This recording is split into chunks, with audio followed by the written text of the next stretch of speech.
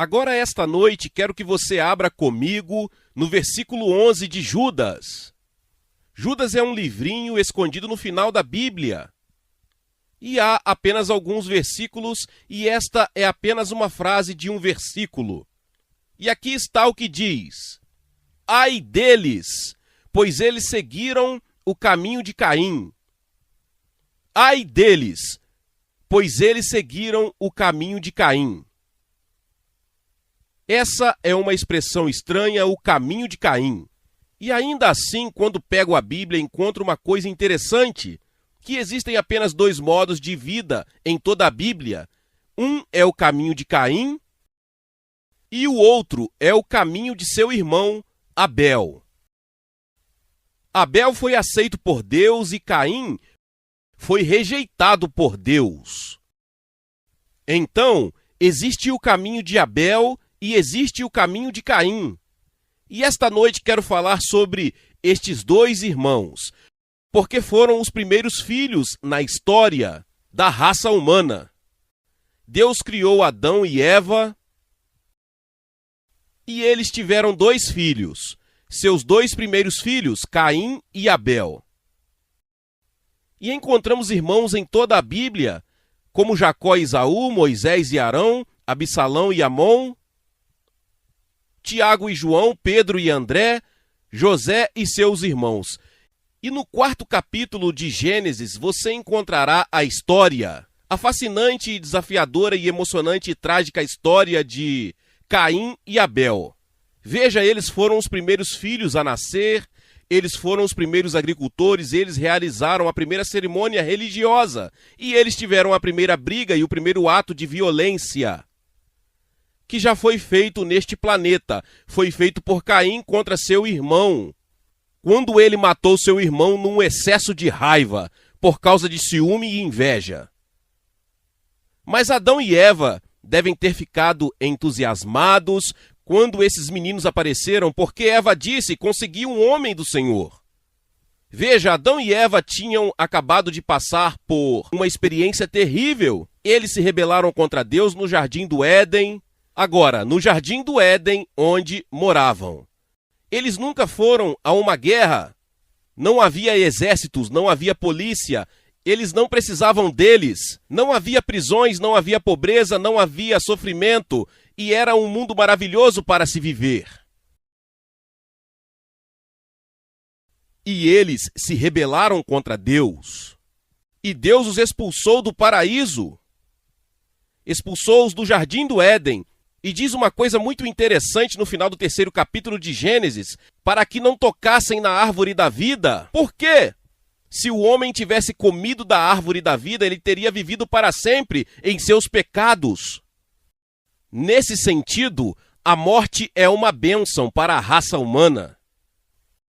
Suponha que Hitler vivesse para sempre. Suponha que pessoas como Stanley e Eichmann vivessem para sempre e atormentassem a raça humana. Mas uma geração passa e outra vem. Está constantemente mudando e mudando. Deus os expulsou para que não comessem da árvore da vida e vivessem para sempre em seus pecados.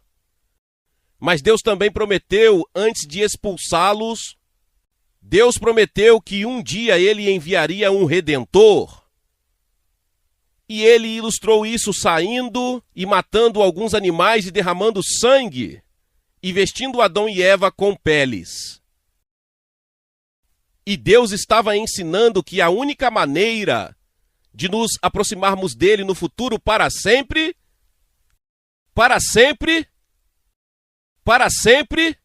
seria pelo caminho do sangue. E é por isso que você pega a Bíblia e encontra tanto sangue.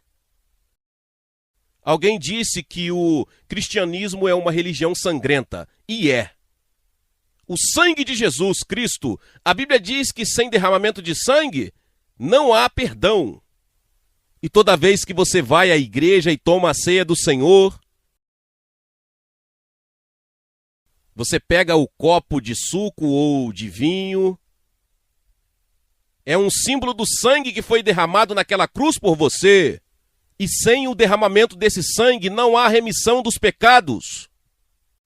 Agora Caim nasceu com instintos pecaminosos, porque você vê que herdamos o instinto de pecar de nossos pais. Davi disse: em pecado minha mãe me concebeu. Isaías disse: todos nós nos desgarramos como ovelhas. Lemos em nosso jornal na semana passada como eles agora estão pintando latas de lixo e sacos de lixo com cores psicodélicas, e eles ficaram lindos. Eu vi alguns deles, mas por dentro ainda é lixo. Agora você está todo arrumado esta noite. A maioria das pessoas, quando vai a uma reunião religiosa ou igreja, dá o seu melhor. Você pode vir de uma área assolada pela pobreza, você pode não receber apenas cerca de $10.000 por ano. Você pode estar em extrema pobreza e você pode estar sofrendo nesta bela parte da grama azul de Kentucky. Mas por dentro, o ciúme, o orgulho, a luxúria, a idolatria, todos os pecados dos quais a humanidade é culpada, estão escondidos dentro do seu próprio coração. Você sabe, Jesus disse aos fariseus de seus dias que eles eram sepulcros caiados, mas por dentro eram ossos podres de morte. Não admira que os fariseus não gostassem dele. Ele o chamou de todos os tipos de nome. Você leu no capítulo 23 de Mateus, ele disse que por fora você está linda ou lindo, você está bem, você é religioso, parece que você vai para o céu, mas posso ver dentro do seu coração, vejo seu orgulho, vejo sua luxúria, vejo sua hipocrisia. E Deus conhece todas as coisas secretas. E Deus olha para dentro de você. E Ele diz a você: Senhor Batista, Senhor Metodista, Senhor Assembleiano, ou quem quer que você seja, eu vejo você e o que vejo indica que seu coração está cheio de rebelião. Você precisa de perdão. Você precisa ser purificado pelo sangue de Jesus. Agora, quando Caim nasceu, Eva, eu acho, pensou que o nascimento de Caim era para, de alguma forma, um presente de Deus que cancelaria seus pecados. Ela pensou que talvez Caim fosse o Messias que já havia sido prometido. Ela disse: meu filho vem de Deus.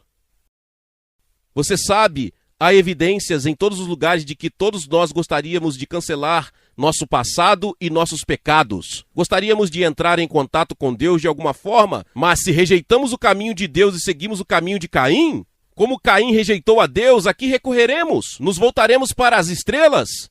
Recorreremos a qualquer coisa que nos livre dessa culpa e nos dê algum propósito e significado em nossas vidas, sobre o porquê de existirmos. E Eva pensou que talvez Caim fosse ajudá-la, seu filho. Mas Caim nasceu num mundo com enormes vantagens. Nunca houve uma guerra. Não havia ódio nem ciúme.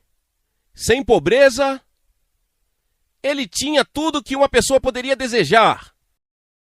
Ninguém nunca foi morto. Ninguém nunca foi assassinado. Ninguém nunca roubou nada. Era um mundo maravilhoso. E Caim também era religioso. Ele e seu irmão eram religiosos. Mas isso não o satisfez de alguma forma.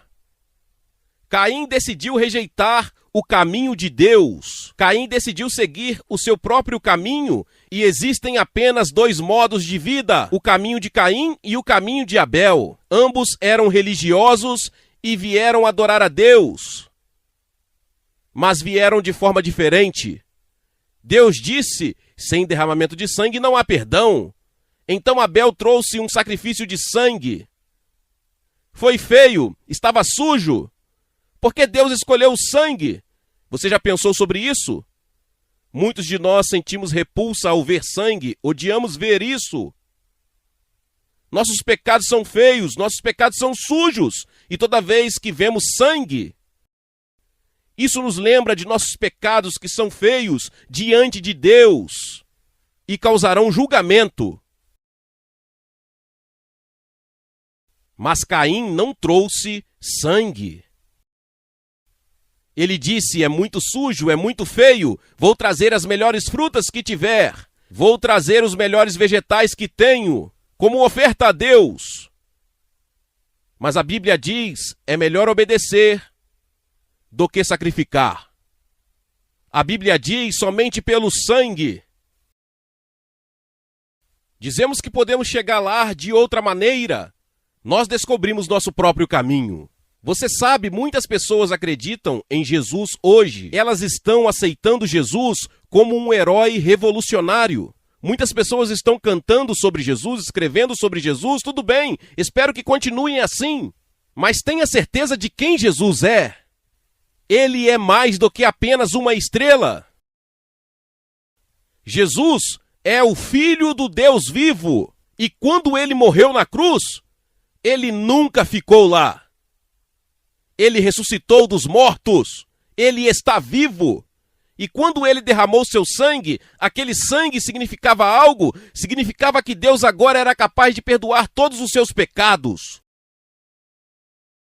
Significava que Deus agora era capaz de transformar você e escrever seu nome no livro do céu, porque Jesus Cristo morreu naquela cruz. Deus agora pode permanecer justo e ser o justificador do pecador. Veja, se assim posso dizer com reverência, Deus enfrentou um dilema. Deus disse: o salário do pecado é a morte. Você tem que morrer. Você está sob a sentença de morte. Como pode Deus vir e simplesmente perdoar e acabar com isso? O júri diz que um homem como Charles Manson é culpado. Mas suponha que o juiz dissesse: vamos deixar Charles voltar. Ele tem todas aquelas namoradas e todas essas responsabilidades e as outras coisas, vamos simplesmente esquecer tudo isso. Isso não seria justiça. Suponha que Deus diria isso para você: você é culpado, eu sou culpado. Quebramos as leis de Deus, todos nós. Deus não pode vir e dizer: vamos esquecer isso, a menos que alguém pague a pena de morte. Estamos sob sentença de morte. Bem, alguém pagou a pena de morte, por mim e por você. Jesus Cristo na cruz pagou a pena de morte. Derramou seu sangue. E agora Deus pode dizer: eu te perdoo, a dívida está paga. É assim que Deus nos ama. Isso é o que é o Evangelho. A palavra Evangelho significa boas novas. E a boa notícia para toda a raça humana. Negra, branca, amarela, vermelha, seja você quem for. Qualquer que seja a sua posição social, o seu status educacional, Deus está dizendo: eu te amo, eu te perdoo. Esse é o Evangelho. E não me importa quais são os seus pecados, não me importa quão ruins eles sejam, quão negros eles sejam, quão sujos eles sejam. Deus diz: eu te perdoo, eu te amo, e provei isso entregando meu filho na cruz. Esse é o caminho de Abel. Agora o caminho de Caim é dizer a Deus: não, eu quero ir para o céu, quero ser salvo, mas vou seguir meu próprio caminho. Eu não vou seguir seu caminho, Deus. Eu não gosto do caminho do sangue, não gosto de seguir o caminho da cruz. Não quero morrer para mim mesmo. Não quero desistir de tudo que amo, de todos esses meus desejos e paixões. Eles podem estar errados, mas, Senhor, quero mantê-los. Vou seguir meu próprio caminho, de alguma forma chegarei lá. Não, você não vai. Só há um caminho para o céu, uma porta. É o caminho da cruz. E sem a cruz não há salvação, de acordo com a Bíblia. Então eles trouxeram seus sacrifícios a Deus. E você sabe, estamos fazendo a mesma coisa. Vamos à igreja, tentamos viver uma vida boa e moral, pagamos nossas contas, fazemos o melhor que podemos e achamos que isso será bom o suficiente. Não, tem que chegar um momento em que você deve nascer de novo. Tem que chegar um momento em que você será convertido. E observe, a Escritura diz em Hebreus 11:4, que Abel tomou sua decisão por Deus pela fé. Abel não entendeu isso. Você não precisa ser um teólogo para chegar a esse ponto. Jesus Cristo, você não precisa entender muito sobre o Evangelho ou a Bíblia quando você vem a Cristo. Venha com o pouco conhecimento que você tem. Você sabe que é um pecador, sua consciência lhe diz isso. Você sabe que Cristo é o Salvador. Isso é tudo que você precisa saber. Apenas venha e receba-o pela fé.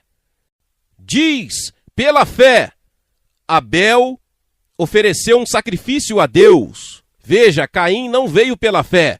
Ele veio por meio de suas próprias obras, de sua própria bondade e de suas próprias ideias, escolheu seu próprio caminho. E Deus disse, não, Caim, você foi rejeitado. Mas ele aceitou Abel, e Abel com certeza está no céu. E um dia o veremos. Agora, o que aconteceu? Caim ficou com ciúmes. Ele ficou com raiva. E um dia, quando eles estavam no campo, ele pegou uma pedra, bateu na cabeça do irmão e o matou. Assassinato. A primeira violência. O primeiro assassinato. A primeira guerra na história da raça humana. E continua desde então. E isso sempre continuará, até que Jesus volte e estabeleça seu reino. Porque veja você, a guerra vem do coração humano. A Bíblia diz de onde vêm as guerras entre vós. Elas não vêm da sua própria luxúria, daquela guerra em seus próprios seres. As guerras mundiais que travam neste século são apenas extensões das guerras dos nossos corações. Há muitas guerras acontecendo no mundo neste momento. Além da do Vietnã, o homem é um animal guerreiro. Ele continuará a lutar e a matar. Há guerras acontecendo na cidade deste país neste momento e nas ruas rurais. Pessoas sendo assassinadas a centenas todos os meses. Pessoas sendo mortas nas rodovias por motoristas bêbados e motoristas sob efeito de drogas. Brigas e brigas nos lares entre maridos e esposas, filhos e pais. Guerra, guerra, guerra! Somos um povo guerreiro. E o primeiro ato de violência foi cometido por Caim, por causa do ciúme. Veja, tudo começou em seu coração. Ele provavelmente pensou nisso por muito tempo. Ele tinha ciúmes do irmão. E esse ciúme deu vazão até que finalmente terminou em assassinato. E Deus apareceu um dia e avisou Caim. Ele disse, Caim, você sabe, o pecado está à porta.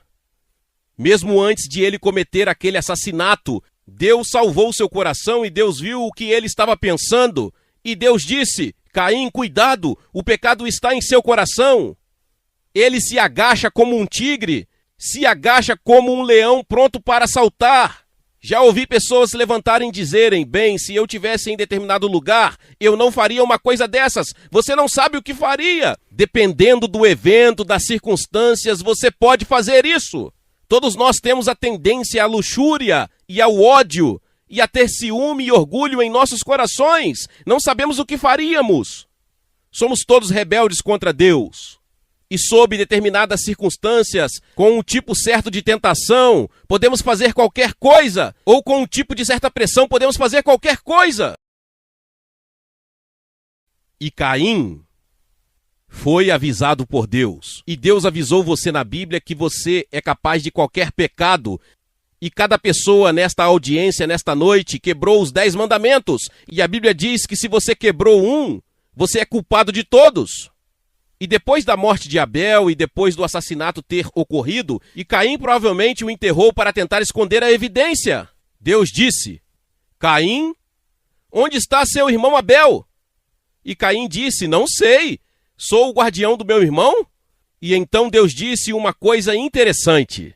Ele disse, a voz do sangue do teu irmão clama da terra. A Bíblia diz que seus pecados estão escritos. Deus disse, Caim, você pecou.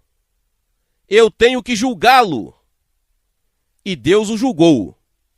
Deus disse, um fugitivo e vagabundo serás na terra. E Caim disse, meu castigo é maior do que posso suportar. E pelo resto de seus dias, Caim suportou esse castigo.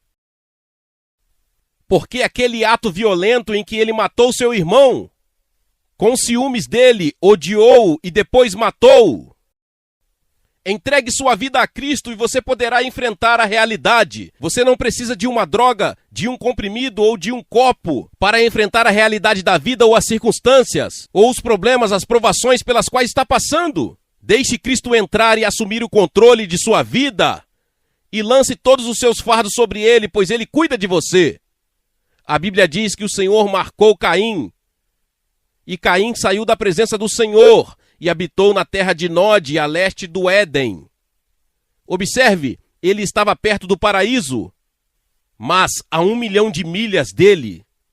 Billy Sunday disse uma vez: é preferível estar a 30 centímetros do inferno e ir embora, do que estar a 1 milhão de milhas fora do inferno e seguir em direção a ele. Alguns de vocês estão perto do reino de Deus, mas poderiam muito bem estar a 1 milhão de quilômetros de distância, porque ainda estão na direção errada. Você está indo na direção de Caim, religioso, mas você ainda não experimentou Cristo por si mesmo. Outros de vocês estão caminhando em direção ao céu e ao reino de Deus, tropeçando, vacilando, falhando talvez, mas o seu é o caminho de Abel. Você veio pelo caminho da cruz e você está dizendo: Senhor Jesus, seja meu Senhor e seja meu Salvador e seja meu Cristo. Esses dois jovens, Caim e Abel, tipificam todos os jovens que estão no mundo hoje. E você, meu irmão, você assumiu seu compromisso e sua decisão com Jesus?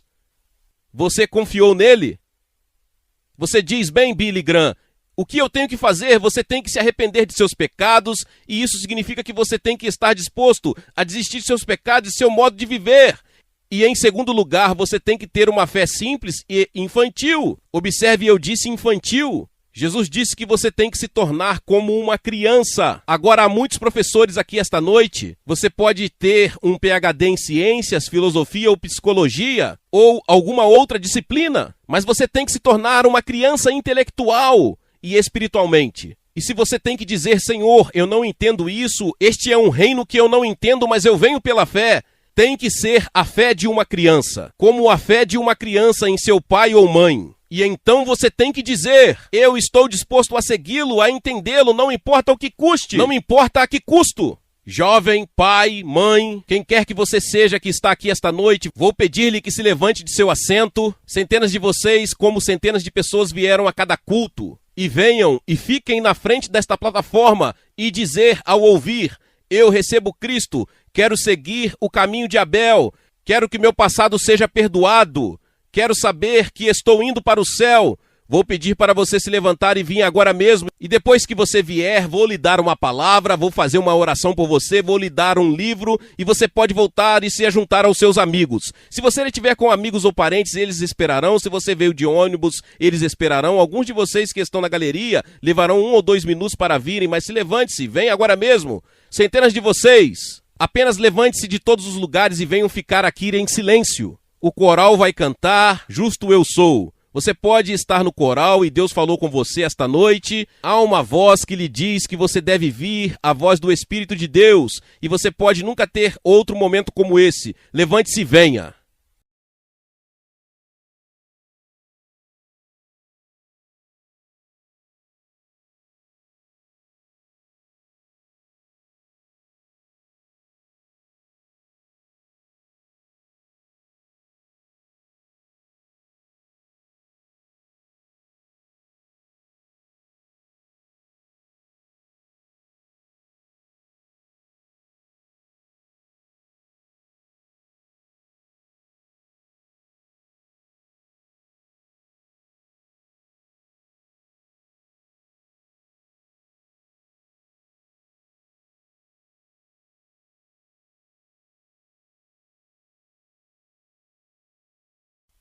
Você que está assistindo pela televisão, de um bar, de uma casa, de um saguão, de um hotel, pode ver que centenas de pessoas estão vindo aqui no campo da Universidade de Kentucky para assumir seu compromisso com Jesus Cristo como seu Senhor e seu Salvador.